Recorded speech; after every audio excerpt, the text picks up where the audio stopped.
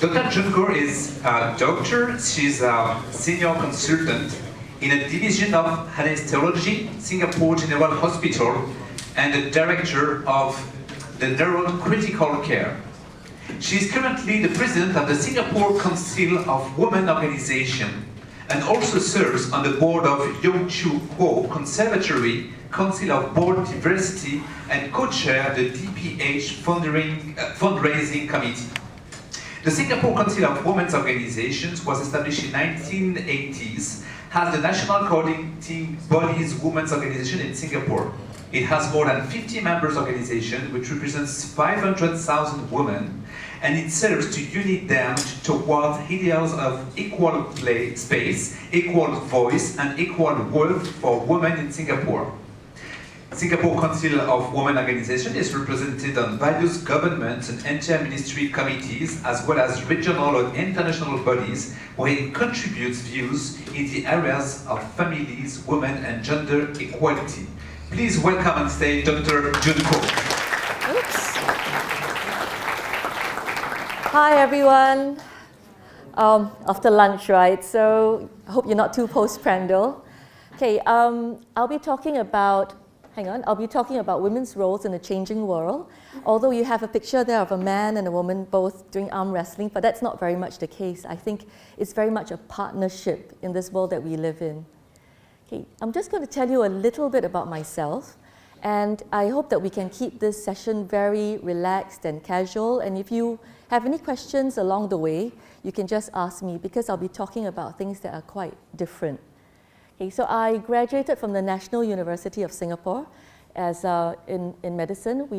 Not from a postgrad program, but from an undergraduate program. And here are my classmates and my clinical group mates, people I hang out with very, very closely over the 5 years of medical school.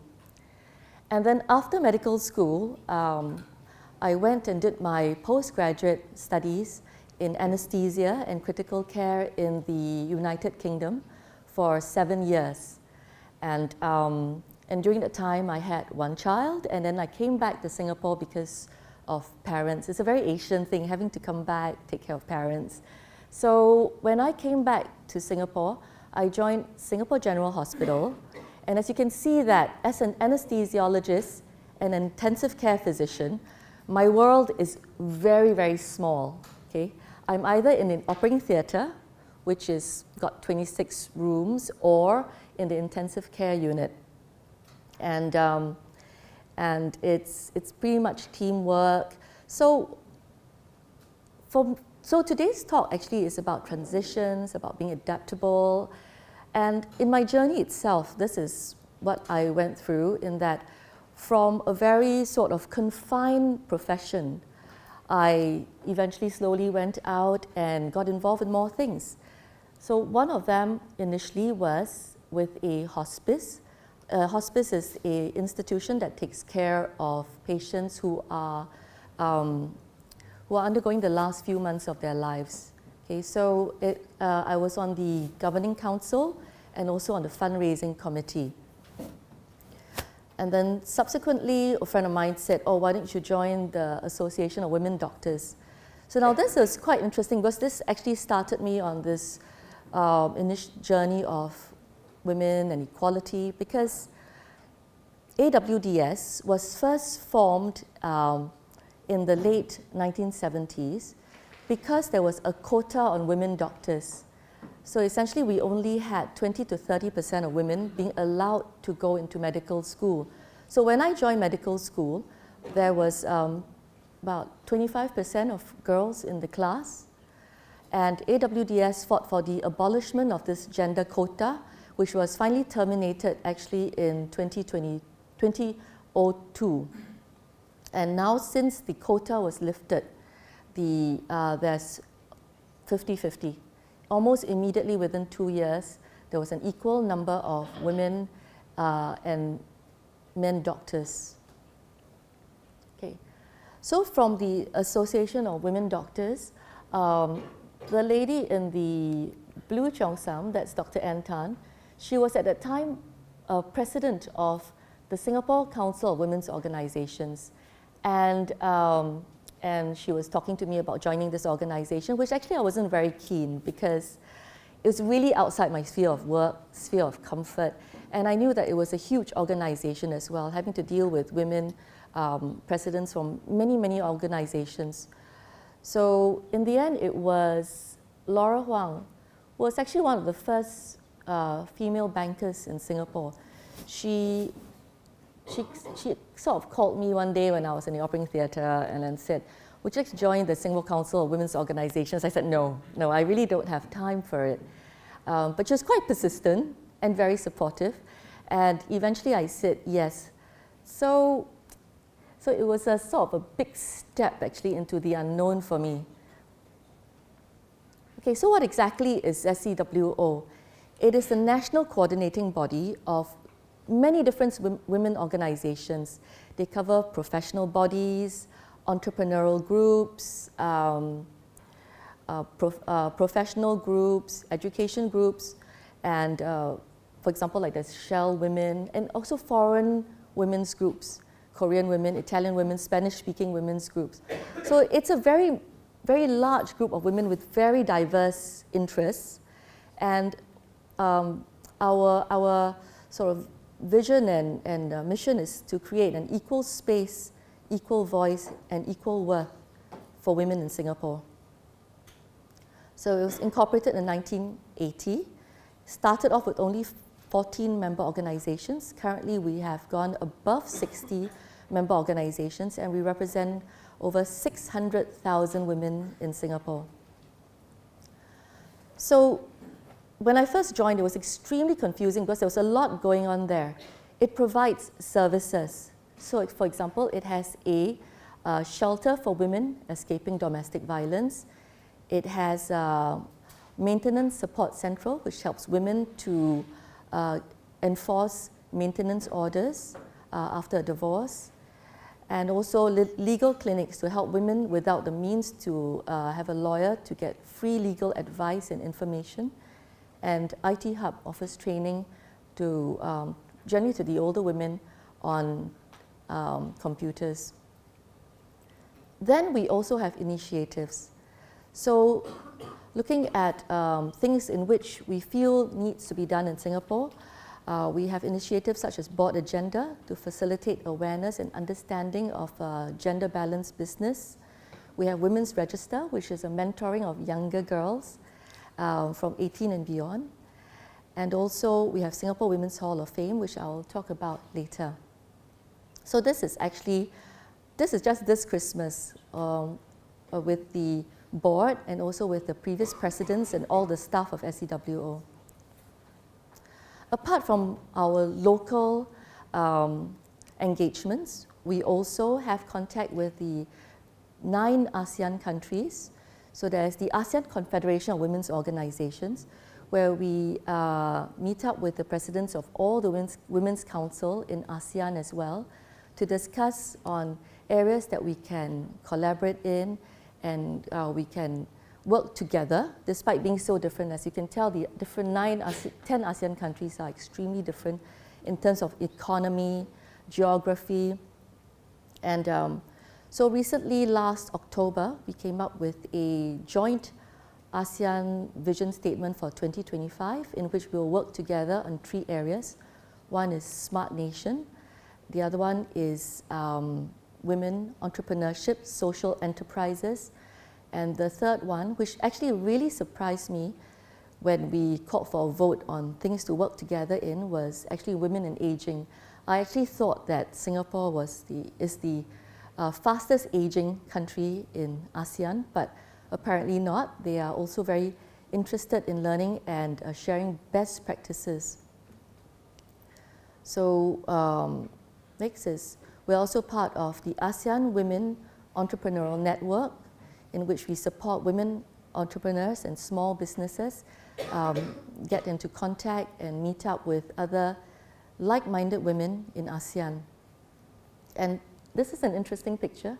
This was taken in North Korea, in Pyongyang, where we were invited by the Democratic Union of Women's Organizations. So it was a big eye-opener. We were there for the 75th anniversary of the country. Okay, so one of our very top agendas in SCWO, of course, is gender equality. And gender equality comes in many, many forms, but the one I'll be focusing on is actually in the women in top roles. Because as you can see from the recent newspaper articles from the weekend, there's been little sign of change in women being, in terms of getting leadership position in businesses and companies. So as you can see, just a comparison with the rest of the world, we have Norway, which is usually very advanced compared to us in Asia. The board roles held by women is almost half, but board chairs, it's only, well, it's less than 10%. CEOs, very, very few, less than 2%, and CFOs about 13.5%. You can see across the board, China, similar, but even less board seats being held by women. Surprisingly, the United States also very underrepresented. Japan, which we all know is also another very patriarchal society, they have even fewer, 5% of women holding board seats, and 0 CFOs that are women, and 0.6% women who are CEOs. So, I mean, are you all surprised by this? I mean, it's 2020, right? And women are still very underrepresented in a lot of businesses and big industries. So Switzerland, France, and Singapore. Just a quick comparison, you can see it's a very, very similar picture, except that in board roles, we are also extremely, extremely low.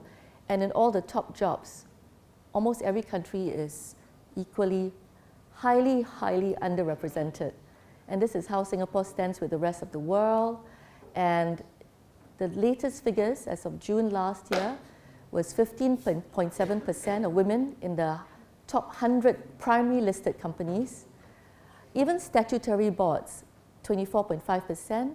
And IPCs, okay, if you're not familiar with IPCs, these are charity organizations, the boards of charity organizations. So for example, I sit on the board of the Yongsu Conservatory, Dover Park. So that is probably the best of the lot already, these charitable organizations, in which is closer to 30%. So in our current context, although we have a lot more women being educated, highly educated, going to university, equal to men, about 50 to 60%, as you go up senior management, boards, and all the top leadership position, it gets fewer and fewer and fewer. So and this is, of course, different in different industries. In the media, of course, they have more, in the media you have more women, but of course in tech, in science, in sort of venture capitalists, in businesses, there's far fewer women, and that's not changed very much over the last few years.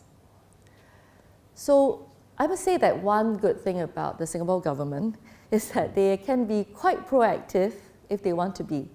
So last year, under the endorsement of Madam Halimah, who is the president, the Council of Board Diversity was set up to try and address this big imbalance in women's representation in leadership positions.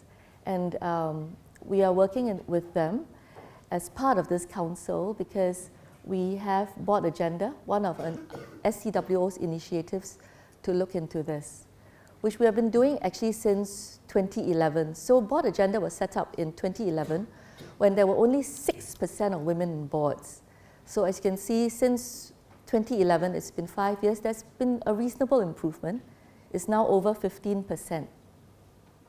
Okay. So we firmly believe that performance and diversity is synonymous, okay? Because boards with diverse voices generate new perspectives. Women on boards bring unique additive value in terms of enterprise, value, reputation, okay?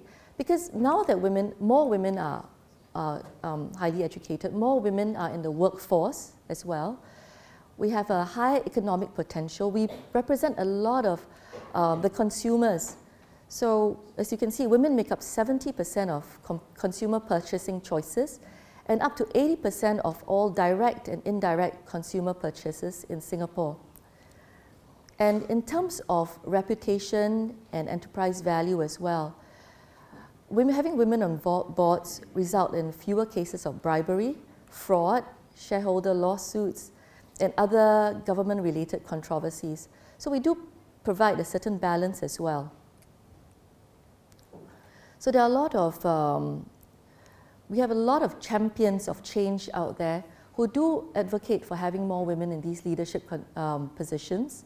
For example, the former chairman and CEO of Procter & Gamble, who also believes in the advantages of diversity, chairman of Singapore Business Federation, and even outside Singapore, in the Deputy Governor of the Monetary Policy Bank of England also thinks that it's important that public sector institutions resemble the society that they serve. Okay? It must represent the diversity that we have in society. It is a social duty to provide that equality. So the Council of Board Diversity, Board Agenda, also apart from recognizing women who are board ready, provide courses, education, tips for aspiring board directors. And it pretty much actually applies to both men and women. Okay? Do your homework, be realistic, develop advocates, develop your pitch, and get experience first. You can't just jump into a large listed board. It is actually a lot more useful to perhaps start small, join the IPCs, the charities, and actually that was pretty much how I started as well, slowly moving from the smaller boards to the bigger boards as you sort of gain experience. Okay. Next is one of the other initiatives called the Singapore Women's Hall of Fame. The whole purpose of having this Hall of Fame is to acknowledge women pioneers. Not just, there are a lot of women's awards, recognizing high achievers now, but actually what we set out to do is to recognize and acknowledge women pioneers who have helped to develop the nation, okay? Some have passed away, long forgotten, but if we do not archive the achievement of these women, they will never be heard, never know, and it also serves to inspire, empower the younger generation. I don't know if you read, last year there was a lot of news about, along the river, they have all these statues of men who have developed the nation of the country. Well, there are no women statues there as well, although there were women who settled in Singapore from 200 years ago who have also developed the country. So just a few examples of the women who are now in our Women's Hall of Fame. We have a total of 146 at the moment. We have the first female fighter pilot, who's Khoo Tae Lin. We have the first and only female professor of chemistry in Singapore, Professor Tan. We have Sophie Blackmore, who is the founder of the Methodist Girls' School. Now, Serene Forza is a real trailblazer. She was a pioneering women's rights activist. And then even from areas of media, there's Zara Zabah, who is a pioneer of Malay broadcasting. So we try to recognize women from almost every single field. Okay. And from these women, we also now have Inspiring Girls, a program in which we engage women who are leaders in their fields to talk and inspire girls from school. And I think this is very important because 70% of girls say they feel differently about their futures after hearing from women role models. Because if you don't know, if you don't see that it's done, it's there, it's very hard to visualize it and to go for it. 46% of 11 to 16-year-old girls say they don't have the confidence to become leaders. So I think it's important to inspire and to mentor as well. Okay, this is Beyonce, unfortunately. But we have to teach our girls they can reach as high as and humanly possible. And she is, well, an incredibly high achiever in the field of music. So from this Hall of Fame, we have, this is our most recent exhibition. It's on until the 22nd of January and it's in the National Museum of Singapore. This was also opened by President Halimah Yacob, because she's the patron of SCWO. And oops, that's called Forging Ahead, isn't it? Am I? Okay, so now the purpose of this particular exhibition is called Lives of Women. So we not just only recognize these high-achieving, pioneering women, we also reflect on how lives have changed from 1965 to women today, and then from that we can project into the future as well. So you see there's huge contrast, okay? If you look at 1965, well, the population of men and women is the same. Life expectancy in 65 was only 66 for women and 62 for men. And as you can see now, in 2020, women are expected to live until 85 years and men 81. Workforce participation for women was only 19.8% in 1965, and look at it now, it's 60.2%. One of the biggest contrasts then, of course, is total fertility rate, which is 4.66 in 65, and now it's 1.14, barely replacement value level.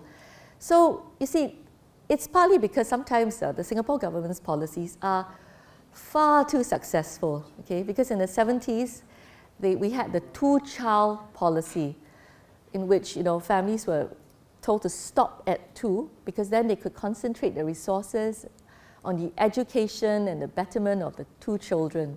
But now it's swung completely the other way.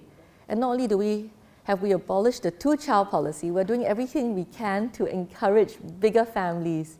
And if you read in the news as well, they have lifted the cap on egg freezing or fertility treatment. Sorry, I take that back.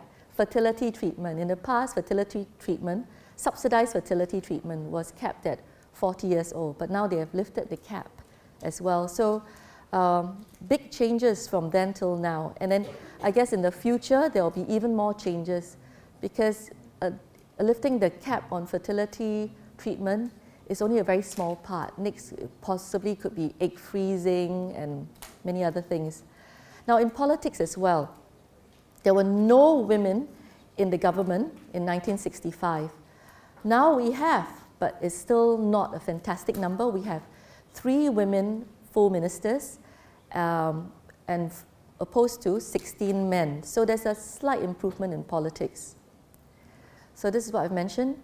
And of course, with an aging population, our focus also changes towards how to look into the needs of an aging population, particularly women because they live longer, and also have less savings because they take time out from work or go part-time. So in terms of savings, CPF, everything is less than men. Okay. And education balance, it's been good. There's pretty much parity in education now. But the problem is across discipline there are gaps. Women only account for 25 to 30% of the intake for engineering and computing degrees, but they take up 2/3 or more of humanities and social sciences and education. Other things that we have looked into at this exhibition at the university, at the National Gallery, is the tougher stance on sexual misconduct in the campus. And it actually took a very brave girl to publicize her ordeal, and the university has taken a much stronger stance on the misdemeanors of such as voyeurism, all these upskirt videos, and also molest cases. Okay. And in terms of the government, although women take up 30% of senior management positions although there are a lot more women now in senior management positions than before, however, there's still not enough, and that's why we need to improve the stats a lot more. Okay. So the third topic actually, which really surprises me in this year, 2020, is the number of cases we have for violence against women. So that is another big thing that SCWO has put an emphasis on. It doesn't matter the education level, it doesn't matter even which country you live in, it is still extremely prevalent.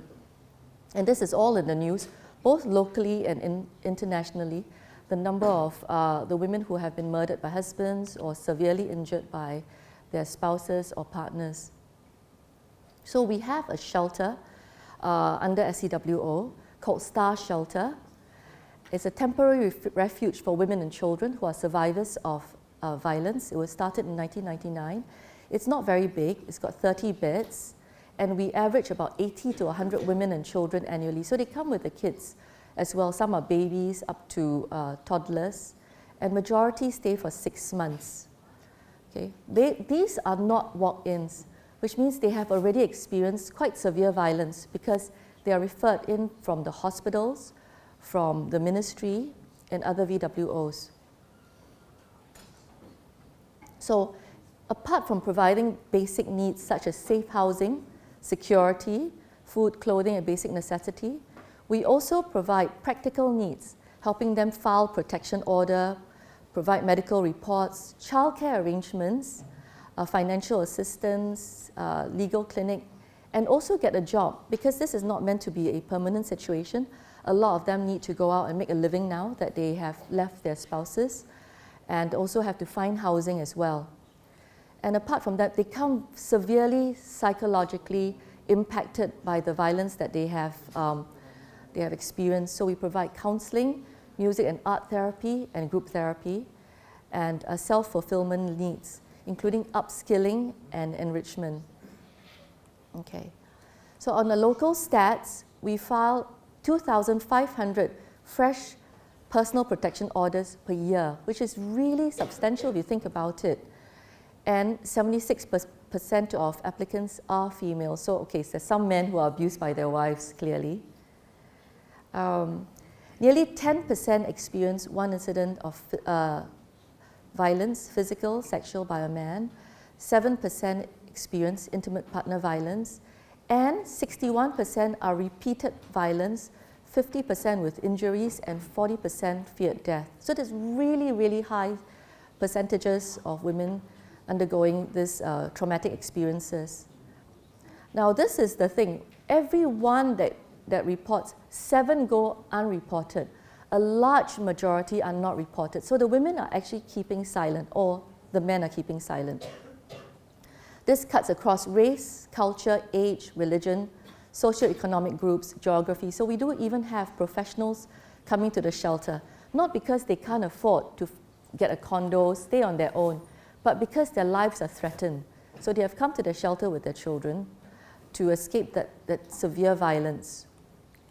So in Singapore, there are 4 shelters with a total of 220 beds, and they are almost 80% filled at all times. None are turned away due to lack of resources. But you see, if you look at the number that are unreported and the women who are not coming forward, the problem is we have no dedicated family violence helpline. So it's very hard for them to anonymously get advice or help. We need to raise more awareness, because it's really people around them that can help them, from relatives or neighbors who can bring attention to what they're suffering from. Okay? There are certain myths that have to be busted. Violence is normal, the victim can just leave. Sometimes it's very difficult to leave. They're financially dependent, there are children to think about, they feel a strong sense of responsibility towards keeping the family together. And 37% of the general public is unclear about family violence, and a large majority also view it as a private matter. So if you hear, like loud noises or possible violence going on in the neighbors, I can tell you that maybe from a more Asian context, especially for the Chinese, right, we tend to go, oh, it's really none of our business. We shouldn't break up the family. We should stay out of it. All these social, cultural factors affect the individual's views on violence and their willingness to seek help. Okay? And of course, the public is reluctant to intervene. So very much part of what we do is also raising this awareness. We have held campaigns, we have worked with partners to raise this form of awareness. So just recently we have this In Her Stride, this event in which we got all the other shelters to come together, share best practices, We partner with this is a paint company actually, ex-Noble, to paint a mural outside to draw attention to this issue that we are facing. And of course, in her Break the Silence Against Family Violence was another one of it was an art exhibition that we held to try and raise awareness. Now actually, just out of interest, right, these pieces of art these were produced by the women who are getting art therapy, who are surviving domestic violence. And I didn't put them here, but some of the pieces are so touching that actually when she's a senior parliamentary secretary, and she's from actually the Ministry of Home Affairs, and she came to talk about the legislative steps the government is going to take to try and help this severe issue. So she was extremely touched by the pictures that she saw. So what are we going to do? What is SCW going to do 2020 and beyond? We have new initiatives. We now have Seeds of Change Fund, which was launched to support our women's organizations to pilot or scale up development programs. Okay? We have a lot of engagement sessions with our politicians. For example, this is with Indrani Raja. This was last year, and it was about the national budget. Heng Swee Keat and Josephine Teo about women and employment. As you can see in the news recently as well, there's a lot of issues such as the difference in the pay gap. This is Dr. Amy Kaur, so we've engaged her on women and health. So what we want to do is influence policy, create awareness, and provide opportunities.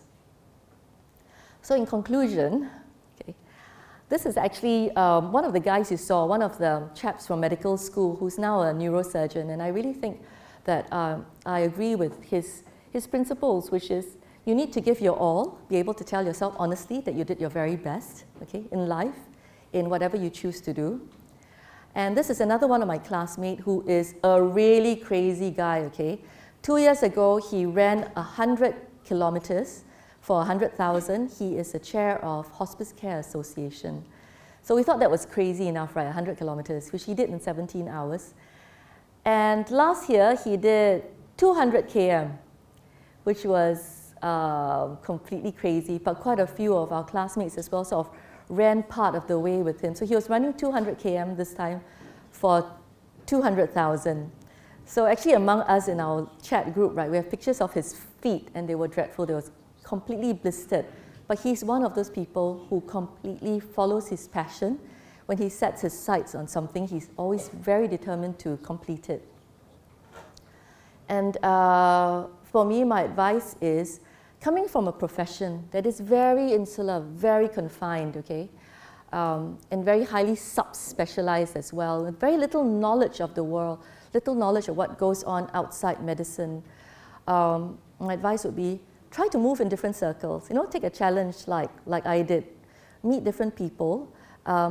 Discomfort is your friend. So I can tell you that I don't have a huge amount of public speaking experience, or, you know, apart from the few students that I engage in the operating theatre, because I teach at the 3 medical schools as well.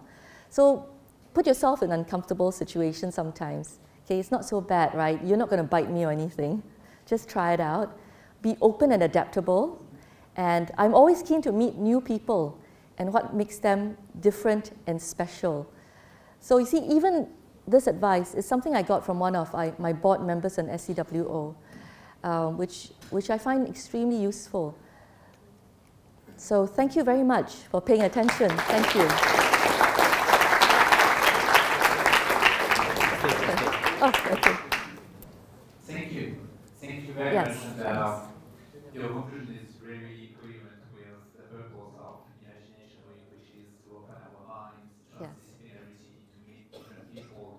Yes. And for instance, it's what you've done with, and you continue to do with your organization as well as a doctor. Thank you very much, and I really appreciate that you dare to come to a business school to give a talk. No, but I must say one thing I forgot to say, that thank you very much for inviting me, Xavier. Thank you. It's a London project for us. I would open the floor to the audience to start the question, the Q&A. So who wants to start? Yes, yes.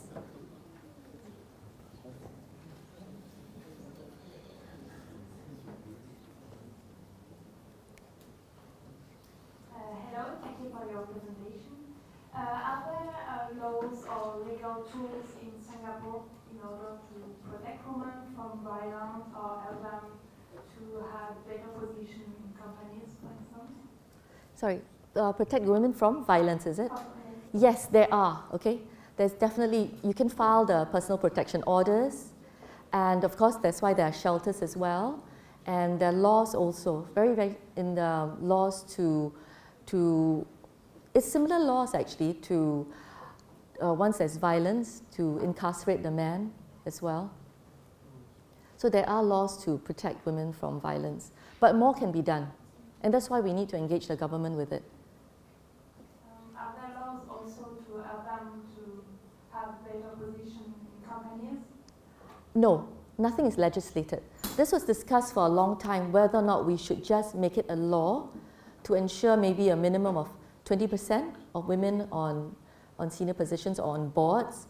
But it was felt that if we did that, we're going to end up with having the token woman. She's not going to get much respect because, you know, you're just going to put those women there and then not pay attention to their opinions, or, you know, it would diminish their position, I think, if you legislate it.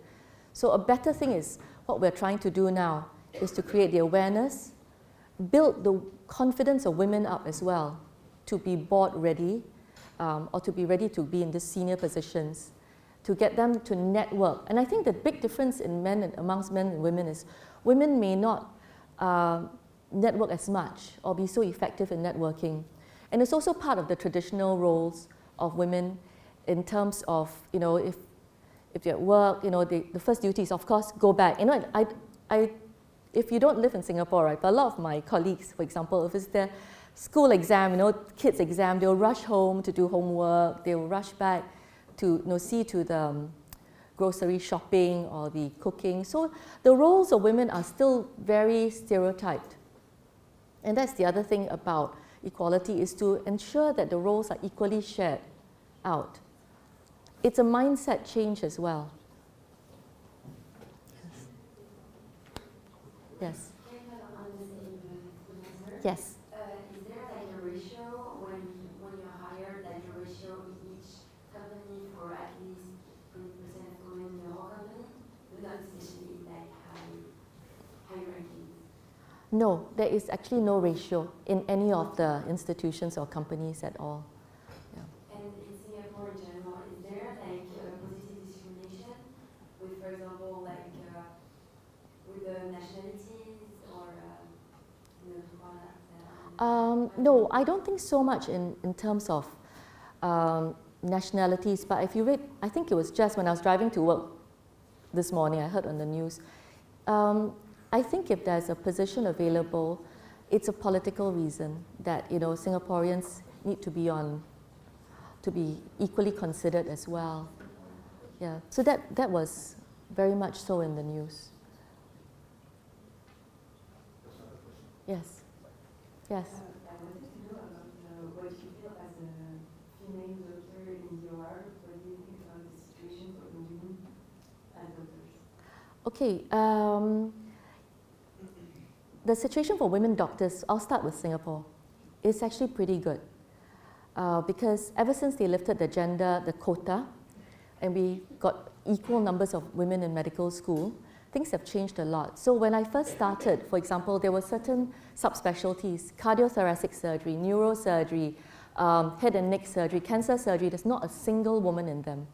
But when I was attending the graduation last year, actually, 2 out of 3 cardiothoracic surgeons was women.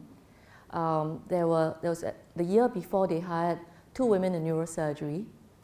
So there's no discrimination at all, I think, in terms of these subspecialties that used to be bastions of men.